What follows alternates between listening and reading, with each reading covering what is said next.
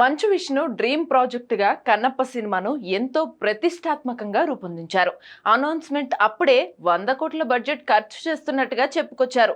అందుకు తగ్గట్టే ఈ సినిమా గ్రాండియర్ గా ఉందని అంటున్నారు ఆడియన్స్. జూన్ 27న భారీ ఎత్తున రిలీజ్ అయిన కన్నప్ప మూవీ మంచి హిట్ టాక్ సొంతం చేసుకుంది. ఈ సినిమాలో ప్రభాస్ కీలక పాత్రలో నటించడం బాగా కలిసొచ్చింది. ప్రభాస్ ఇందులో కనిపించేది 20 నిమిషాలే అయినా ఆ సన్నివేశాలే సినిమాలకు కీలకంగా నిలిచాయి. రుద్ర పాత్ర తెరపై కనిపించగానే థియేటర్స్ లో విజిల్స్ పడుతున్నాయి.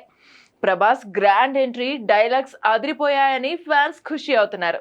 దీంతో కన్నప్పకు సాలిడ్ బుకింగ్స్ అవుతున్నాయి. బుక్ మై షోలో 24 గంటల్లో 1,75,000కి పైగా టికెట్స్ అమ్ముడుపోయాయి.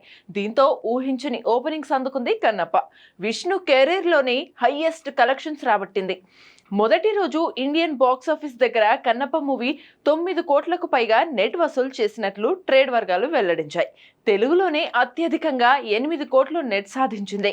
ఓవరాల్ వరల్డ్ వైడ్ గా గ్రాస్ పరంగా చూసుకుంటే 15 నుంచి 20 కోట్ల మధ్య ఉంటుందని అంచనా వేస్తున్నారు.